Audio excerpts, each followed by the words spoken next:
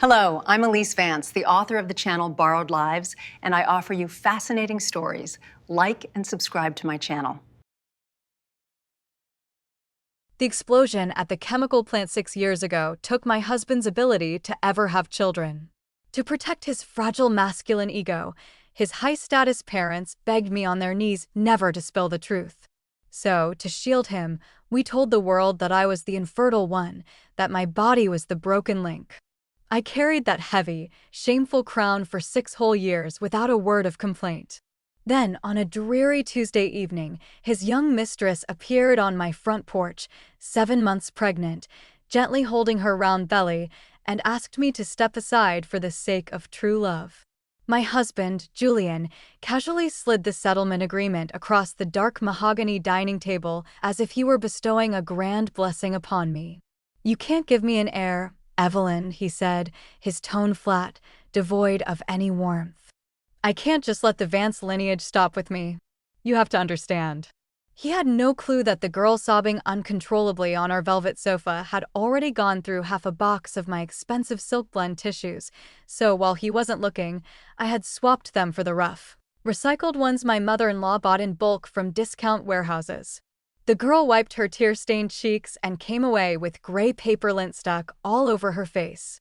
Julian leaned back in his leather chair, swirling a glass of scotch, letting an agonizingly long silence stretch before he finally spoke. "There's no point in fighting this, Evelyn. Chloe is carrying my child. I owe her a proper family." I almost burst out laughing right then and there. 7 months along, and this was the very first time I was hearing about her existence. She had kept it carefully hidden until the bump was undeniable. "Well, you must be Chloe," I said smoothly, keeping my voice utterly level. "Right? You used to be the junior draftsman at Julian's architecture firm, didn't you?" She gave a tiny, trembling nod, refusing to look me in the eye. "Mrs. Vance. Evelyn. We briefly met at the annual gala 2 winters ago." I tried to dig through my memory. What came back wasn't her face, but the exquisite Alaskan king crab served that night, so rich and sweet that I had kept my head down, focusing entirely on my plate. That's how I had missed the two of them exchanging subtle, longing glances across the grand ballroom. Blame the seafood. She was nearly a decade younger than me, and she wept the way starlets do in classic cinema, prettily, her chin trembling just so. It was a practiced performance, and I had to admit, it was almost convincing. I stood up, walked over, and pushed a soft, decorative pillow behind her back. "Chloe, the baby is almost here. What exactly do you expect from me?" Her eyes welled up with fresh, dramatic tears. "I don't have a choice. Please, an innocent child deserves a real father and a family home. I can't raise a Vance on my own in a rented studio." She stared up at me, holding her breath, waiting for me to shatter into pieces, to scream, or to surrender. "Whether your child grows up with a father depends entirely on Julian's choices," I replied calmly. "Not mine." Julian poured another splash of scotch, his expression indifferent, as if discussing the weather. "I've already had my legal counsel draft the preliminary terms. When can we go over the asset distribution? The sooner we wrap this up, the better for everyone." While he rambled on about division of property, I quietly ran the mental arithmetic.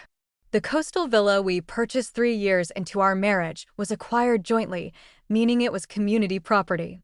The sports car was bought before our wedding, so he would keep that vanity piece. That left our high-yield portfolio and liquid accounts, and since he was the unfaithful spouse walking out, a hefty majority chunk belonged to me by law. With just a slight nudge from a competent attorney, he would walk out of this marriage stripped of his liquid wealth. I kept my face completely emotionless, but on the inside, I was already planning how to invest my share. "Fine," I said softly. "I have a major project site visit out of state this coming week, so let's finalize the paperwork quickly." "Fine by me," Julian agreed, though he avoided my gaze as he added, "Just, don't mention this to my parents yet. They're fragile. My father's heart can't take this kind of shock." He was right about one thing, his parents couldn't take it. But not for the reasons he thought. 6 years ago, right after our lavish wedding, Julian went out to supervise an industrial renovation project. A structural support collapsed.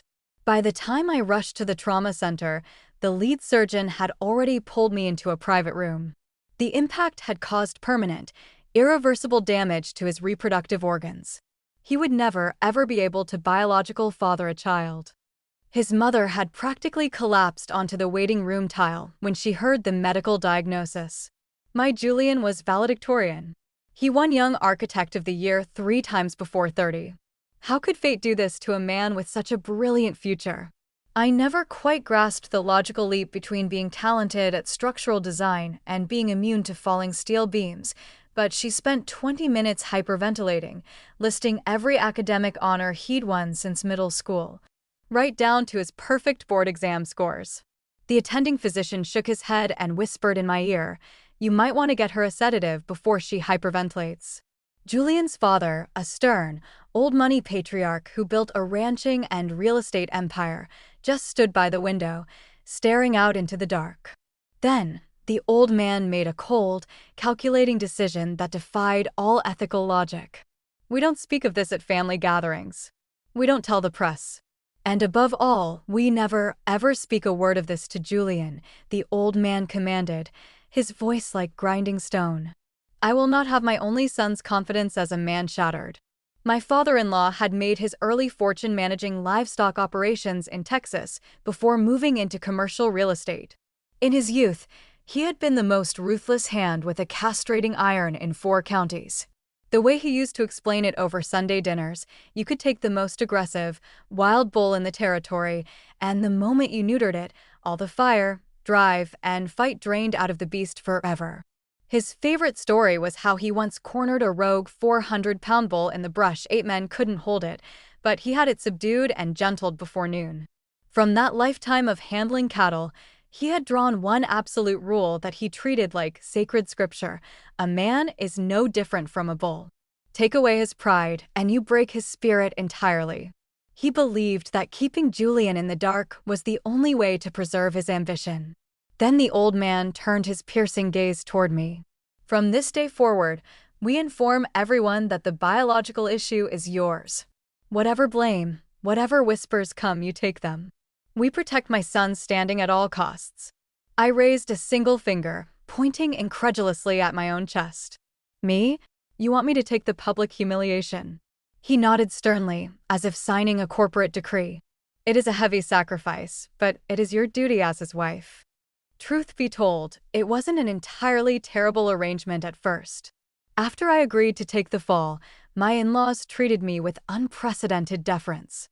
They hung on my every word, gifted me equity in minor ventures, and let me run the family estate without interference. I won't pretend it wasn't a comfortable, luxurious way to live. So I let the subtle pity from relatives and the quiet snickers from country club acquaintances slide right off my back. Children were a secondary priority to me anyway, and Julian and I enjoyed 5 smooth, prosperous years together. What I certainly hadn't factored into my life plan was the moment his pregnant mistress waddled onto my porch, tears streaming down her face, begging me to release her lover. You don't need an advanced degree in mathematics to figure this out. That baby growing inside Chloe wasn't Julian's. My father-in-law had been right about one basic truth: a altered bull doesn't go chasing after every heifer in the pasture. But a bull that doesn't know he's been altered will strut around the farm like a king, chasing anything that catches his eye, utterly convinced of his own fertility. The instant I feigned defeat, Chloe's tears dried up instantly. She turned those wide, pleading eyes toward Julian instead. "The baby has been kicking so hard all afternoon, Julian," she whimpered softly. "I get so anxious being alone in that tiny apartment. Won't you please stay with me tonight?" Julian's harsh features melted into absolute tenderness. "Of course, sweetheart," he murmured, kissing her forehead. "I'll stay." Watching that soft look on his face froze me internally for a second. For years, my supposed inability to conceive had silently eaten away at him. Whenever our neighbors brought their newborns over, Julian would throw the congratulations gifts straight into the trash. When his business partner had a baby boy, Julian made up a fake emergency to skip the celebration. He craved an heir with every fiber of his being. So, every single year, the phantom flaw he believed existed in me grew heavier on his shoulders. Now, he finally had what he thought was an escape hatch, a pregnant mistress, giving him the ultimate excuse to walk away clean. Nothing inside me shattered. The only thing stirring was a sharp, warm excitement regarding the size of the divorce settlement check heading my way. The moment they drove off, I dialed the premier high-stakes divorce attorney in the state. I transmitted the security camera footage of Chloe's tearful confession on my sofa, alongside a meticulous timeline of Julian's indiscretions.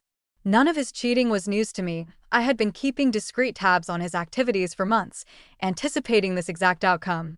The next morning, I arrived at my executive suite at the firm as usual. I walked into the senior partner's office and requested first dibs on our new 6-month international development contract in Zurich. My boss patted my shoulder approvingly. "You've got a brilliant strategic mind, Evelyn. Heading the European expansion will solidify your track record." I smiled politely. It certainly would. By the time my plane landed back in the country months later, Chloe would have delivered her child, and I had no intention of missing the inevitable climax of that drama. As I was leaving the headquarters building, my mother-in-law called, her voice overflowing with patronizing concern. "Evelyn, dear, I was just at the private adoption agency again," she announced cheerfully. A new profile came across my desk, a healthy baby boy, barely 2 months old. "If you hurry, you and Julian can go sign the placement papers this weekend." Healthy boys go faster than prime steaks at a weekend auction. I was casually browsing high-end luxury spa packages on my tablet with my free hand while she spoke. "Don't worry about it, Eleanor," I said nonchalantly. "I have my own plans now." "What plans could you possibly have?" she huffed, her tone turning sharp.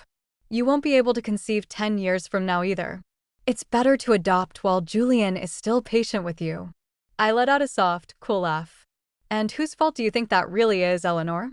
The line went dead silent for a long moment. She was caught off guard. That is an improper way to speak. You're still husband and wife. Go talk to Julian." She slammed the phone down. I stretched out on the plush leather chair at the day spa an hour later, letting the therapist work the deep knots out of my shoulders. For 6 years, I had been far too cautious, refusing to spend lavishly on personal luxuries.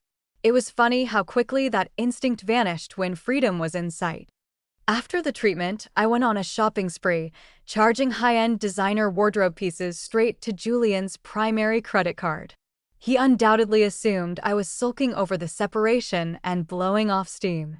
Since he didn't call to complain, I escalated. I walked into the most prestigious jewelry boutique on Fifth Avenue and purchased a complete diamond-encrusted set, necklace, bracelet, and matching earrings. Every time the transaction terminal processed the charge, the screen blinked brightly, approved. Something tight behind my ribs finally released. The balance climbed higher and higher on his tab, and not a single charge was declined. Approved. Approved. Approved. When I got back to the villa, I put on a hydrating face mask and settled down to watch a crime documentary. Halfway through the episode, the front doorbell began ringing frantically, refusing to stop. I opened the door to find Chloe standing on the porch, her round belly practically bursting through her coat, holding a stack of digital credit alerts. "Evelyn, what on earth is the meaning of this?" she shrieked, her sweet facade completely shattered. "You ran up over $22,000 in a single afternoon." I hadn't actually totaled the receipts, but the number sounded delightful. "Why is that your concern, Chloe?" "That is my baby's future inheritance you're squandering," she yelled, her face turning bright red. "Julian and you are ending things. That money belongs to his family. You spend that much in one day without thinking about an innocent child. Darling, has the pregnancy affected your cognitive abilities?" I chuckled, leaning against the doorframe. "Julian and I are legally married. I am simply spending marital assets." Her jaw tightened in pure rage. "You will be divorced soon enough. His wealth is supposed to secure my son's future. How can you be so utterly heartless? Why on earth would I spend a single second worrying about your baby?" I dropped my tone to a quiet, lethal whisper and let my eyes fixate directly on her stomach. "Besides, is that child really a Vance?" A sudden, violent shift crossed her face. Her confident smile slipped, the color drained from her cheeks, and for a split second, She looked like a criminal who had just realized the police were standing right behind her. Before she could form a reply, the driveway gates opened, and Julian's sports car pulled up fast. Chloe's distressed victim face was back on before he even stepped out of the vehicle. "Mr. Vance works tirelessly for every single dollar," Chloe cried out, her voice dropping into that sweet, fragile tremolo. "I worry about his health so much. The endless business trips, the late nights at the architecture firm, sleeping on the office couch just to meet deadlines. Have you ever once cared about his sacrifices, Evelyn?" I had to give credit where credit was due. The girl had remarkable theatrical talent. And it worked like a charm. Julian rushed up the stone steps, catching her by the elbow as if she were made of delicate glass. "Evelyn, is this spiteful display really necessary? She's carrying a child." I widened my eyes in mock innocence. "I was merely having a quiet chat with your companion." "Don't glare at her like that," Julian snapped, his voice dropping into a harsh, warning register. And there it was. She summoned a few crocodile tears, and he held her as if she were precious porcelain. Meanwhile, I looked at her with basic skepticism, and I was instantly cast as the villain. Chloe buried her face into his chest, muffling her sniffling. "It's my fault, Julian. I just hate seeing you burn out." She went to a luxury spa. She bought designer clothes and solid gold jewelry. Think of how many billable hours you'll have to work just to cover her shopping spree. Julian pulled her closer, glaring at me over her shoulder. "Don't stress over it, Chloe. The board is confirming my promotion to senior managing partner this autumn. My compensation package doubles. We'll make it all back in a month." My ears perked up instantly. Senior managing partner. That was a solid 7-figure income bracket. Chloe's eyes darted toward the heavy gold chain sparkling at my neck, filled with raw, naked green envy. "Must be nice, Evelyn, living off someone else's labor." I intentionally pulled up my silk sleeve, allowing the sunlight to hit the 2 diamond bracelets on my wrist. "It really is, Chloe. You should try it sometime." Julian stepped forward aggressively. "I'm putting an absolute freeze on the secondary accounts. No more of this reckless spending. I'm expediting the divorce proceedings, and you're going to cooperate without causing a scene." "Relax, Julian," I said with an effortless shrug. "Meet my financial terms in the settlement, and I'll be as cooperative as a saint." He turned on his heel to leave, guiding Chloe toward his car. Halfway down the path, he paused and looked back. "Family dinner at my parents' estate next Sunday. Don't ruin it." I had almost forgotten about our mandatory monthly pilgrimage, I replied smoothly. "What a pity. Since you're freezing the cards, I guess I won't be able to buy your parents those high-end winter coats I promised." Julian's jaw worked furiously. He pulled out his phone, tapped the screen, and a second later, my phone chimed with a transfer notification for $2,000. Satisfied, he spat out. Thoroughly, I smiled. That evening, after a relaxing bath, I ordered 2 synthetic puffer jackets off a clearance wholesale site. $12 each, free shipping. The remaining $1,976 was instantly transferred to my personal offshore investment account. On Sunday, I packed the cheap jackets into 2 glossy, gold-embossed boutique bags. Julian picked me up at noon, maintaining a stone-cold silence for the entire 40-minute drive. We were nearing his parents' gated community when he finally broke the silence. "Chloe's current living situation isn't ideal. The brownstone she's renting has a damp basement. It's unhealthful for a pregnant woman. I want her to move into our main house for a few weeks." The sheer nerve of the man. I knew precisely what Chloe was orchestrating. She had seen our estate, lusted after it, and was using her belly as a battering ram to clear me out early. Julian couldn't afford to lease a second luxury property while paying for legal fees, so he was trying to push me out of my own home. "You've been married to me all these years, knowing you couldn't have a child," Julian continued, trying to weaponize guilt.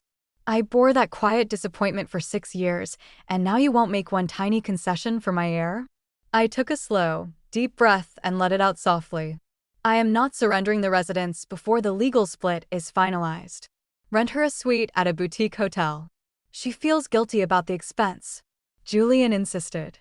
"She refuses to let me spend hotel money on her." It was a masterclass in manipulation. Chloe was a first-rate strategist playing way above her weight class on pure dramatic flair. She'd happily sit in a damp room all winter if it meant guilt-tripping Julian into handing over the keys to the castle. "I own 50% of that estate, Julian," I reminded him coldly. "Your mistress is not setting foot inside." And think about the optics. She moves in. The neighbors start gossiping. The country club hears about it. How long before your parents find out every dirty detail? That struck the fatal nerve. His jaw clenched, and he dropped the subject immediately. For all his faults, Julian was an obedient son. Mention his parents' reputation, and he folded like a house of cards. His parents were waiting on the front porch when we arrived. My mother-in-law, Eleanor, cornered me the second my foot hit the driveway.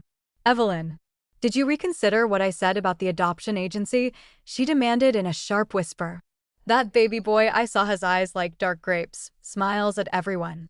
Looks just like Julian did as an infant." "Speak to Julian, get it finalized."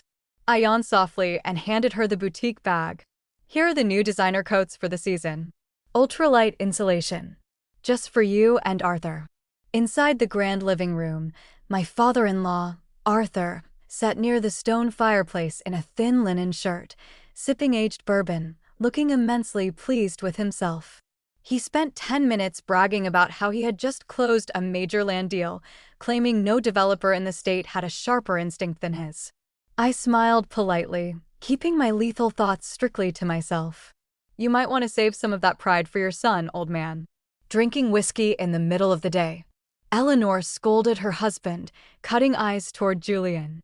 "Keep it up, Arthur, and you'll ruin your liver before the new year." Then her eyes shifted to Julian, who was glued to his phone, his thumbs flying across the screen, no doubt reassuring Chloe. He didn't even put the device down when dinner was served. Eleanor piled roasted prime rib onto his plate. "Look how thin you've grown, Julian. Eat." What I was telling Evelyn is that you two should adopt immediately. I visited the agency again and— "Mother, stop." Julian interrupted harshly, slamming his fork down. "Raising somebody else's stray blood is never going to be the same as having my own son. Half those agency kids come from bad stock with underlying issues. Why should I settle for a compromise?" I kept my eyes fixed entirely on my plate, taking a delicate bite of asparagus. Julian glanced at me with smug superiority. "Besides, I'm not the one with the physiological defect here." The dining table plunged into a suffocating silence. Eleanor let out a heavy, uncomfortable sigh. I only meant that you're both reaching the age where—" "There will be a Vance heir," Julian declared with absolute, delusion-fueled confidence. "I promise you, by this time next year, you will be holding a grandson who carries our true bloodline." Dinner ended on a remarkably sour note. Julian excused himself to the manicured courtyard to smoke, while I relaxed on the silk sofa, scrolling through my tablet. Out of the corner of my eye, I could hear his hushed, overly tender voice through the glass doors. "Don't worry, sweetheart," he was murmuring to Chloe. "I'll wrap things up here and be right back by your side." Eleanor tiptoed to the patio door, peering out with a fond, doting smile. "Look at him. He's so dedicated to his firm. Always taking client calls, even on Sundays." "He's up for senior managing partner," I lied smoothly, covering his tracks with practiced ease. "He's exceptionally busy these days." Whatever else happened, Julian could not find out about his own permanent condition. Not yet. If he discovered the truth before the legal split was finalized, he'd panic, scrap the divorce, and I'd lose my leverage to walk away with the lion's share of the liquid assets. Eleanor beamed with pride. "That's my boy. Executive leadership before 40. Any child from the adoption agency would be blessed beyond measure to land in a family like ours." "They certainly would," I agreed, taking a small sip of wine. "Your son is truly one of a kind." As dusk fell, Julian stepped back inside and announced his immediate departure. "You promised you'd stay the night," Eleanor frowned, folding her hands. "It's pitch black outside and the storm is picking up." "Leave in the morning." "I have urgent firm business," Julian lied, unable to look his mother in the eye. He shot me a sharp look. I took the cue and stood up immediately. "Let's go, Julian. Professional duties always come first." After all, his most critical project was 7 months pregnant and waiting across town, running on a strict schedule. That very night, a picture of the two of them popped up on my social media feed. Their fingers were laced together, smiling brightly into the camera, holding a pair of tiny blue baby booties, bragging to the world about a child that could never possibly be his. By the weekend, Julian and I sat across from each other in a private room at an upscale cafe, accompanied by our respective attorneys. My lawyer, a seasoned veteran of high-net-worth splits, slid a thick stack of revised documents across the table. On behalf of Mrs. Vance, we have adjusted the asset distribution terms, my attorney stated neutrally. The coastal villa deed transfers entirely to my client. Regarding the liquid reserves, currently standing at just under $2.4 million, we are proposing a 70/30 split in her favor. Julian's eyebrows shot up in utter fury. 70/30. That's pure extortion, Evelyn. Honestly, letting him walk away with 30% was an act of profound generosity. My lawyer had already explained that courts tend to lean toward equitable distribution, and pushing for a clean 100% fault-based settlement could drag on in litigation for years. Taking 70% in cash plus the villa was the smartest, fastest exit strategy. Julian, I smiled serenely. You're being named senior managing partner this autumn. You'll make up that 30% in 2 bonus cycles. Are you really going to fight me over pocket change? That simple sentence brought his arrogant composure right back. He sat up straighter, adjusting his designer tie. It's not about the money. But if you take the villa, where is Chloe supposed to live after the delivery? Postpartum recovery requires proper accommodation. You need to show some human empathy here. Did you show empathy to me? I asked coldly. When you were sleeping with your junior draftsman and asking me to step aside, you expect me to sponsor your mistress's comfort. Are you intentionally trying to ruin me? His voice rose, trembling with anger. You think I would have looked elsewhere if you could have given me an heir. I couldn't just let the Vance name end because of your physical failure. The sweet, loving words he used to say to me years ago had all been melted down and sharpened into cruel daggers, every single one aimed straight at my chest. But none of them could pierce me anymore. Julian, this is my final offer, I said, setting my teacup down with a quiet clink. Letting you walk out with 30% of the liquid wealth is the most benevolent I will ever be. We sign these papers today, or tomorrow my attorney files for an 80-20 division based on documented adultery. The day after, 90/10. I will keep pushing until you sign, or until a judge decides how long you want to drag your firm's name through public court records. His face flushed a blotchy, furious red. He snatched the pen from my attorney's hand and furiously scribbled his signature across the bottom line. The agreement was legally binding. I let out a long, quiet breath of relief. The financial transfers were executed within 5 business days. The split was clean, total, and complete.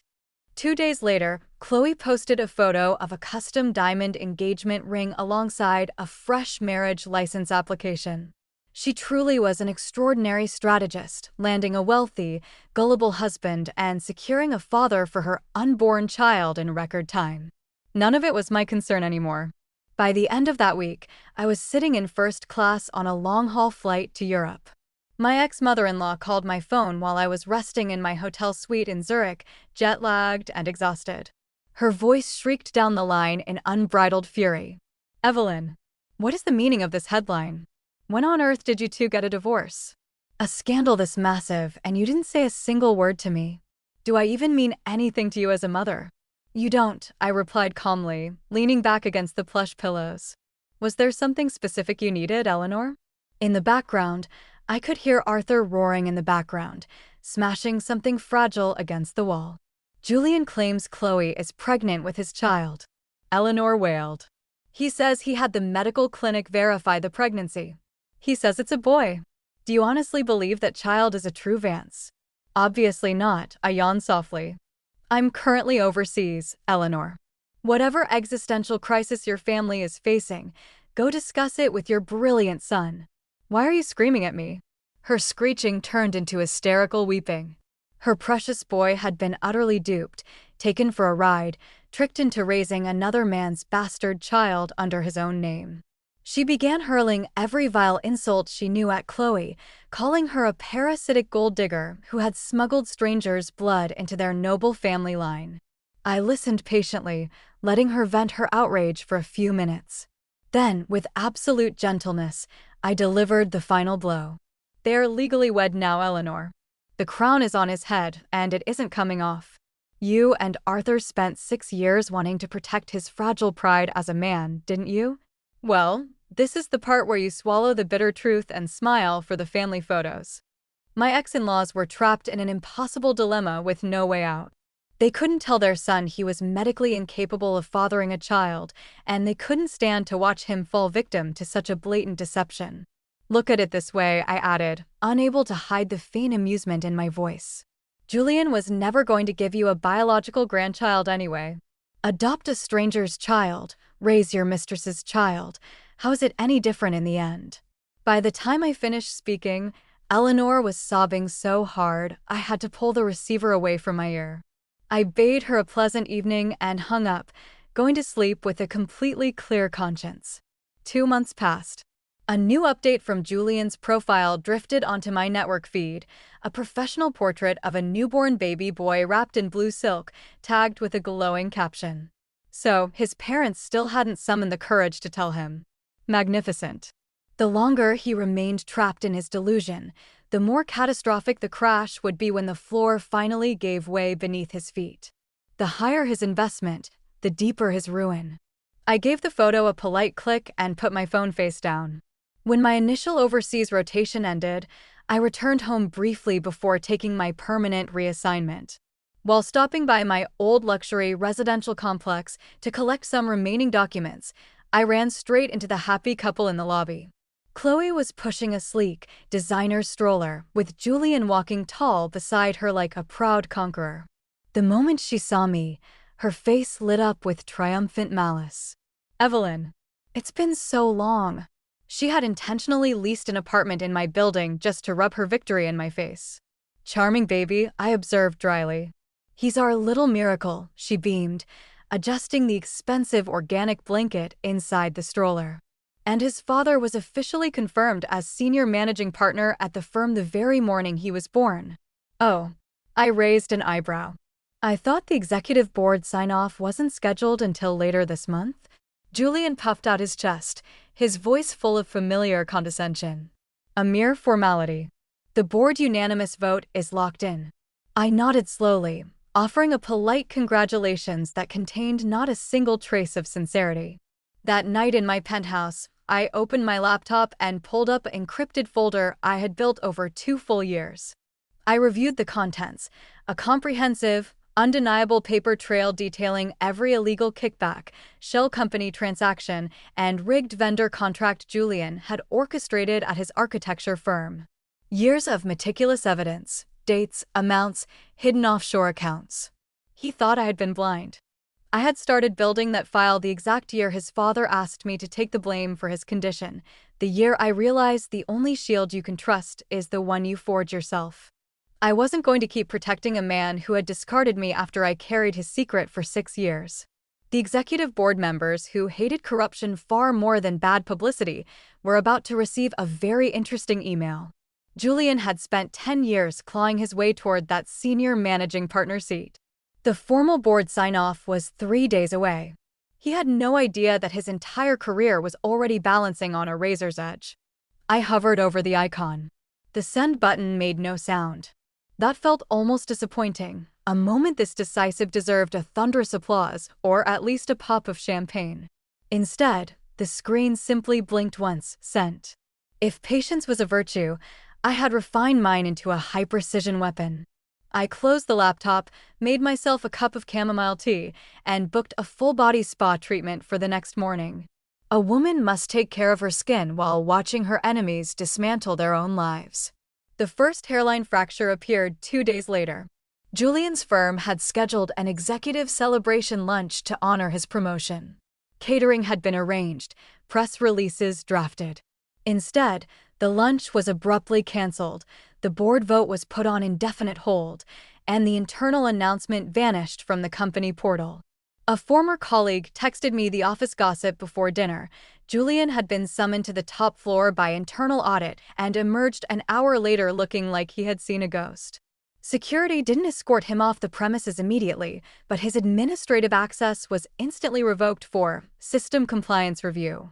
I poured myself a glass of vintage red wine and raised it toward the city skyline.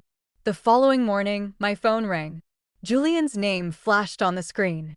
I let it ring 4 full times before answering. "What did you do?" he roared, skipping any greeting. Efficient only when assigning blame. "Good morning to you too, Julian. You sent an email to the board. What kind of lies did you feed them?" "If the documentation consists of lies, Julian, an internal audit will clear your name in no time." "Why are you panicked?" "You think this is funny?" His voice cracked with rage. "Not yet," I replied smoothly. "It's still just getting started." "Evelyn, you have no idea what you've ruined. The managing partner appointment is frozen. Compliance is grilling me about vendor accounts from 4 years ago. Sounds like a thorough investigation. You kept a secret ledger on me?" "I keep records," I corrected him. "Some people collect art. I collect leverage. You should have known that about me by now. This is pure, bitter revenge." Julian spat, his voice trembling across the line. "No, Julian," I said calmly, taking a slow sip of tea. "Revenge would have been leaking those files before we signed the asset division. This is simply basic corporate housekeeping. I stopped sweeping your dirt under my rug. You bitter, scheming." "Careful, Julian," I interrupted smoothly. "You might be on a recorded line." A dead silence fell over his end. Men who manipulate financial books live in constant terror that someone is always recording them. "You already took the main estate," he rasped out, his voice dropping into a desperate, hollow register. "You took 70% of our savings. Now you're destroying my entire career." "I didn't destroy your career," I replied. "I just stopped holding the trash bag over your head. You built that mess all by yourself." "Chloe just had a newborn baby," he shouted. "My son. Do you have any idea what this instability does to a young family?" I spread black currant jam across my toast. "I didn't break your family, Julian. I just stopped protecting the lie that built it." He went entirely motionless. "What on earth is that supposed to mean?" "Ask your father," I said softly. "Or better yet, get a DNA test." And I hung up. 20 minutes later, Chloe called from an unlisted mobile number. I knew it was her before she even spoke because she took a sharp, dramatic breath right into the mic, making sure her audience knew she was suffering before Act 1 even began. "Evelyn, this has gone entirely too far," she sobbed, her voice dripping with artificial agony. "Julian has a newborn son to support. You don't destroy a man's livelihood when he has an innocent baby to feed." "Store-brand paper towels again, Chloe?" I asked dryly. "Or are we weeping without tears today?" Her sweet, victimized facade cracked in an instant. "Julian's promotion was supposed to secure our entire future," she snapped, dropping all the gentleness. "The medical bills are astronomical. The rent on this luxury apartment is huge. We were counting on that executive salary increase." There it was. Not unwavering devotion, not deep love, just cold, hard accounting. Chloe hadn't fallen in love with Julian. She had fallen in love with the senior managing partner title. Julian was merely the pawn holding the offer letter. "Then I suggest you take it up with the executive board, Chloe," I chuckled. "They seem to be making the final call on his value. If you had a shred of decency or cared about that poor baby at all, don't try to use that child as emotional collateral." I cut her off, my tone turning to ice. "The baby did nothing wrong except be born into your cheap little scheme." She stopped breathing for 1 second too long. What are you implying?" "It means you should probably start buying cheaper baby formula," I said. "Times are about to get very tough." And I disconnected the line. By the end of the week, Julian was officially placed on indefinite administrative leave. He wasn't outright fired yet. Executives with custom suits and powerful connections usually get a few quiet weeks to pack their bags before the trap snaps shut, but his corner office had been cleared out into 3 cardboard boxes. His personal assistant was reassigned to another partner, and his nameplate was unscrewed from the executive wing. The senior managing partner chair he had spent 10 years scrambling to reach did not remain vacant. Another senior architect was quietly moved into the role. That evening, Eleanor called me again. "Evelyn, What did you do to my boy? She shrieked the second I picked up. Good evening to you too, Eleanor. Julian says someone sent fabricated documents to corporate compliance. They're trying to ruin his reputation. You have to fix this. If those documents are fabricated, Eleanor, the internal auditors will clear him. If they aren't, well, he brought it on himself.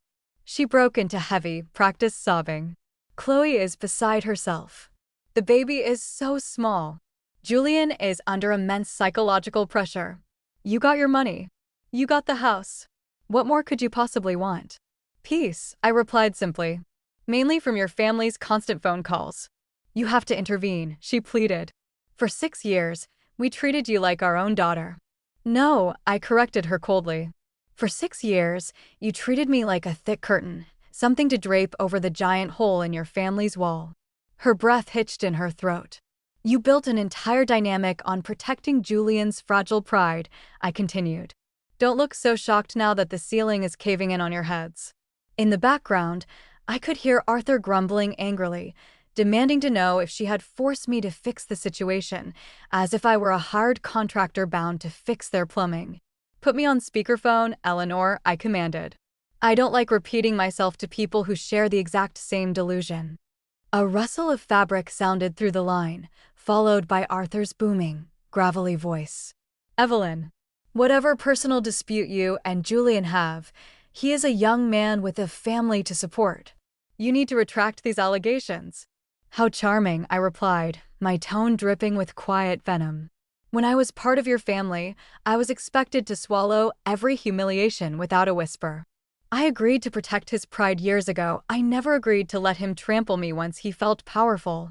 Silence hung over the line. They had built a steel cage for me years ago, only to realize far too late that the lock was on my side of the door. Eleanor's sobs grew louder, escalating into full-blown panic. Julian can never find out the truth. If he discovers what happened now, with the corporate audit, with Chloe, with the baby, it will completely destroy him.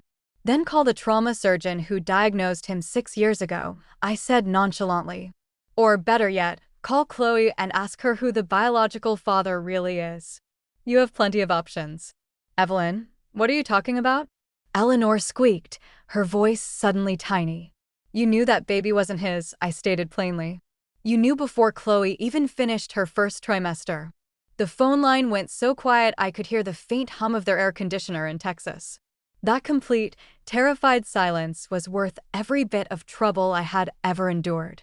Enjoy your grandson, Eleanor, I added softly. Or don't. Either way, he has nothing to do with me. And I ended the call before they could start begging. They didn't tell Julian, of course. Pride is a strange disease. Once people build a palace out of it, they will happily sit in the burning kitchen and insist the smoke smells like a home-cooked meal. Chloe began posting even more aggressively on social media. A high-res photo of the baby wearing a monogrammed cashmere outfit, our little Heir. Another of Julian holding the infant, looking exhausted, dark circles under his eyes, Daddy's biggest blessing. That post didn't age well. Within hours, a local acquaintance left a comment. Wait, didn't the senior managing partner announcement get pulled from the firm website? Chloe deleted the comment within minutes. But more followed. Is Julian on administrative leave? Did the executive board delay the vote? She disabled the comments entirely. Calling that child a heir didn't alter his DNA, it just made the truth far more humiliating when it finally surfaced. Julian lasted 10 more days before his pride began devouring him from the inside out. Corporate compliance kept pressing him about fake vendor accounts, shell company transfers, and offshore wires. He claimed he couldn't remember the details. It was fascinating how rapidly money leaves a bank account compared to how fast memory fades. No promotion. No executive bonus package. No $1 million salary to keep Chloe satisfied. That was when the cracks in his new marriage began making serious noise. A former neighbor sent me a video clip taken from a balcony across the courtyard. The shouting was loud enough to echo off the marble lobby floors below. Chloe's voice cut through the air first, completely stripped of its usual honeyed sweetness. You swore to me the senior managing partner position was guaranteed. It was. Julian barked back. Then why are you sitting on the couch at 2 in the afternoon? I'm on paid administrative leave. Paid leave? Chloe shrieked. I married you because you promised stability and prestige. Now I'm trapped in this apartment with your mother calling me 3 times a day like I'm some kind of criminal, while your firm investigates your accounts. Do you think this is what I signed up for? Do you think I'm enjoying this? Julian yelled. A baby began crying loudly in the background, its wails cutting through their screaming match. For a split second, I felt a clean, small pulse of pity, not for either of them, but for the innocent child caught in the crossfire. Then Chloe said the line that sealed it all. If you had kept that executive promotion, none of this administrative bullshit would even matter. There she was, the real woman beneath the trembling chin and the crocodile tears. Julian went completely silent after that. The final explosion happened 2 weeks later, and as expected, it was Eleanor who dropped the torch. Julian had taken the baby to his parents' estate after another massive fight with Chloe, likely hoping his mother would pamper him and repair his shattered ego. But Chloe had followed him there, screaming in the grand driveway about alimony, child maintenance, and the Vance family's lack of support. Eleanor, completely drained after 6 years of swallowing lies, finally lost her mind. Don't you dare speak to me about Vance blood when I know for a fact that child doesn't carry a single drop of it. Eleanor shrieked into the open air. The entire courtyard went dead quiet. Julian froze. Chloe froze. Arthur froze near the front doors. Julian stared at his mother, his face turning ghost white. What? What did you just say? Eleanor tried to backpedal frantically. I didn't mean that.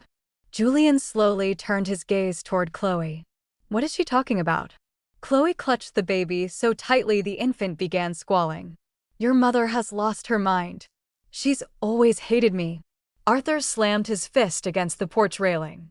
Enough of this madness. But enough came 6 years too late. Julian called me that night. This time, his voice wasn't angry or arrogant. Pure, unadulterated terror had finally taken a seat at his table. Evelyn, he whispered, his voice trembling violently. What did you mean when you told me to ask my father about a DNA test? I was sitting at a roof garden bar in Zurich, sipping a chilled cocktail. Before what, Julian? Don't play games with me, he pleaded near tears. The baby, my parents. Why did my father look like he was going to throw up when I mentioned a paternity test? If the Vance bloodline matters so much to you, I said softly, why don't you put it on official lab paper? His breathing sounded ragged and heavy over the line. Did she tell you something back then? Chloe didn't have to say a word, I replied, watching the city lights below. Her body language said everything whenever the topic of timing came up. Ask your father why he never suggested an adoption or a test 6 years ago. And I hung up. The paternity testing process took 4 agonizing days. Chloe fought every step of the way. She wept. She accused Julian of betraying her trust. She claimed he was traumatizing an innocent infant, and she insisted that I had somehow poisoned all their minds with bitter lies. It was a noble attempt, but the truth doesn't care about dramatics. The official certified lab results arrived on a rain-slicked Friday morning. 3 bold words printed across the bottom line, excluded as father. Clean and lethal as a surgical blade. Julian had lusted after a legacy so desperately that he had completely forgotten to check the authenticity of what he was buying. Chloe collapsed onto the Persian rug in his parents' grand living room, sobbing uncontrollably into her hands. Eleanor gripped the edge of the dining table to keep from fainting, while Arthur turned a deep, sickly ash gray. Julian read the document 3 times, his hands shaking so violently the paper rattled. Then he slowly raised his eyes and looked at Chloe. Who is he? He asked, his voice completely flat, drained of all life. I was terrified, Julian, she wailed, hyperventilating. I was so scared. Who is the father, Chloe? He left the country, she blubbered. He didn't have any money. He said he didn't care about the baby. I was already pregnant when we met, Julian. I was alone and desperate, and you were so kind to me. You wanted a child so much. I thought you would love him anyway. There it was, the ultimate revelation. She had used his unfulfilled desire for a child as her golden ticket into a wealthy family, wrapping her deception in a blanket of helpless vulnerability. The infant began crying softly from his carrier in the hallway. Eleanor walked over and picked the baby up, not warmly at first, but gently enough, because the child was entirely blameless in this disaster, and a woman's arms remember how to hold a baby even when her heart is breaking into 1,000 pieces. Julian turned agonizingly slowly toward his parents. Eleanor couldn't meet his gaze. Arthur stared intently at the hardwood floor. For all his massive flaws and narcissism, Julian was not entirely stupid. Late to the truth, yes, but not stupid. Why aren't either of you surprised? Julian whispered, the horrifying reality finally piecing itself together in his head. Why aren't you shocked by these results? Neither of them answered. In a frantic panic, Julian dialed my number on speakerphone. I didn't even realize I was on speaker until his raw, broken voice filled my hotel room in Zurich. Tell me, Evelyn. Tell me right now. I was sitting by the balcony, eating pasta out of a takeaway container. Tell you what, Julian? Why did my parents already know this baby wasn't mine? I swallowed my food and set the container down. Did you ask them? They won't speak. They're just sitting there in silence. Of course they are, I said calmly. Their entire religion for the last 6 years was preserving your fragile masculine pride. A suffocating silence hung over his end of the line. I could hear Chloe weeping quietly in the background, Eleanor sniffing, and Arthur breathing heavily like a wounded bull. I could have been merciful. I had been merciful for 6 long years, carrying his burden while the world called me broken. But mercy given to a man who returns it with betrayal is just foolishness. 6 years ago, after your accident at the site, I began, my voice clear and unwavering. The lead surgeon pulled us into a private room. He told us that the impact caused permanent, irreversible damage. You were rendered completely sterile, Julian. You could never, ever father a biological child. The room on the other end went utterly motionless. Nobody breathed. Your parents begged me on their knees never to tell you, I continued. They claimed that knowing the truth would destroy your ambition and confidence as a man. So, they decided we would tell the world that the problem was mine. That I was the infertile one. Julian let out a single, ghastly laugh, a terrible, strangled sound. No, you're lying. Call the hospital, Julian, I said coldly. Ask your father for the original medical file. He keeps it locked in his study safe right next to his land deeds. Arthur made a low, gut-wrenching groan. There it was, proof without needing to open the safe. Julian turned away from the phone, his voice shattering through the speaker. You knew. You knew all these years. Eleanor broke into hysterical sobs. We were trying to protect you, son. We only wanted to protect your spirit. You let me hate her? Julian screamed, his voice cracking with pure agony. You let me blame my wife for 6 years for something that was wrong with me? That hit the walls like a physical blow. Even across an ocean, I felt the sheer weight of his realization. Arthur finally found his voice, though it sounded frail and hollow. A man needs his pride to build a life, Julian. We couldn't let you be broken. Julian's laughter turned wild and unhinged. My wife carried my shame on her shoulders for 6 years, and you called that pride. Nobody had an answer for him. Chloe had gone dead quiet too, likely calculating whether paternity fraud looked better or worse when committed against a husband who was sterile in the first place. Julian came back to the phone, his breathing ragged. Evelyn? You knew the baby couldn't be mine from day one? From the second your mistress sat on my couch, wiping her eyes with my cheap tissues, I replied smoothly. And you didn't say anything? You just let me walk away. You divorced me because you believed I couldn't give you an heir, Julian, I said, letting the words settle with absolute finality. The irony is, neither could you. I protected your pride when you had nothing else left. And the moment you thought you were powerful, you used my silent sacrifice as a doormat. Eleanor let out a wounded sob. Evelyn, please. We were just trying to save our son. You didn't save your son, Eleanor, I told her firmly. You built him a golden throne out of my silence, and then acted utterly horrified when he fell off it. Arthur tried to summon one final scrap of patriarchal authority. Enough. You've made your point, Evelyn. No, Arthur, I countered coldly. You taught everyone that a man runs strictly on his pride. Congratulations, yours just ran your son straight off a cliff. That silenced the old man permanently. Chloe finally found her tremulous voice. Evelyn, I never meant to ruin your marriage. That's a lie, Chloe, I scoffed. You showed up at my doorstep with divorce papers in your hands and paper lint on your face. You wanted my seat at the table so badly. I sincerely hope you enjoy it now. It comes with a man who can never give you the one thing you tried to sell him. She broke down into fresh, desperate weeping. I listened for 3 seconds, then tapped the screen and disconnected the call. Some conversations are best concluded before people start expecting you to clear the rubble. The fallout exploded with terrifying speed after that.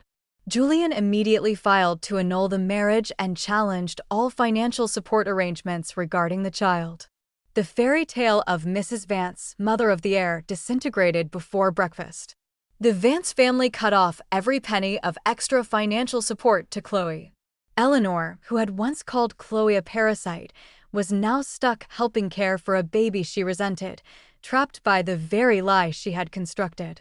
The baby remained a baby, innocent, untouched by the greed of the adults around him. That was the one decent outcome in all of this.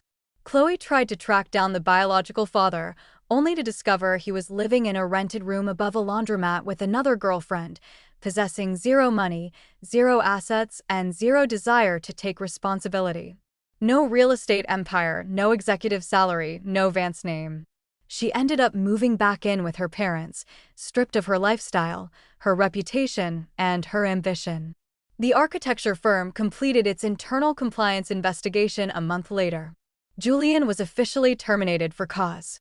The board filed civil claims demanding full repayment of all unauthorized vendor kickbacks.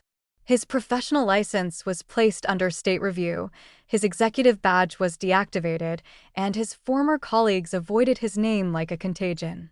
The senior managing partner's seat went to his rival. Julian called me one last time 2 months after his termination. I almost let it go to voicemail, but then decided to grant him his final moment of closure. Evelyn, he rasped out. He sounded completely hollowed out, a ghost of his former self. Julian. I didn't know, he whispered. I was blind. I let everyone manipulate me. You also took great pleasure in believing their lies because it suited your ego, I reminded him gently. He swallowed hard. You were the only person in my life who actually protected me. And that was my fundamental mistake, I replied. I thought protecting your pride made me a good wife. It only made me convenient. A long, painful breath escaped his lips.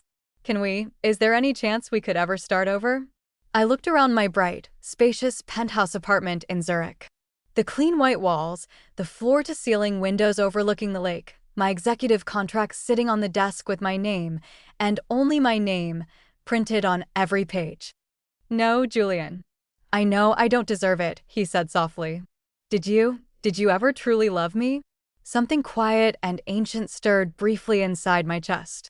5 good years were still 5 years.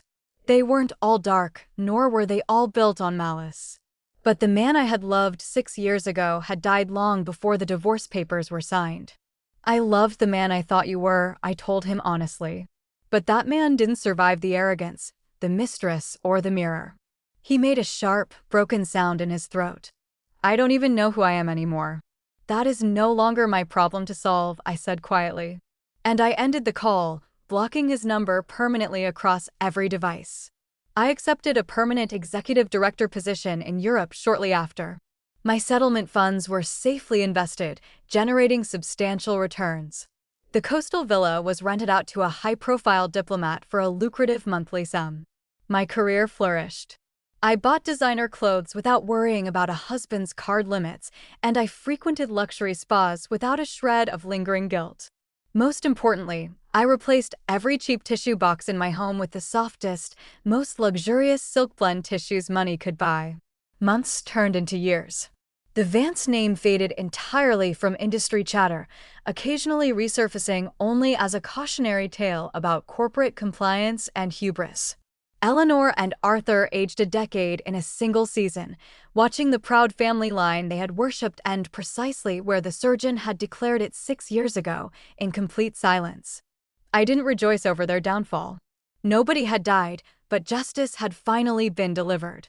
On a quiet evening after a successful project launch, I sat on my balcony in Zurich, listening to the rain tap softly against the glass. I opened my personal account ledger, investments thriving, properties secure, and zero missed calls from anyone named Vance. For 6 long years, I had carried the heavy burden of a shame that was never mine to bear. In the end, Julian lost his career, his wealth, his reputation, his fake heir, his mistress, and the one loyal wife who had spent years protecting the very last piece of his dignity.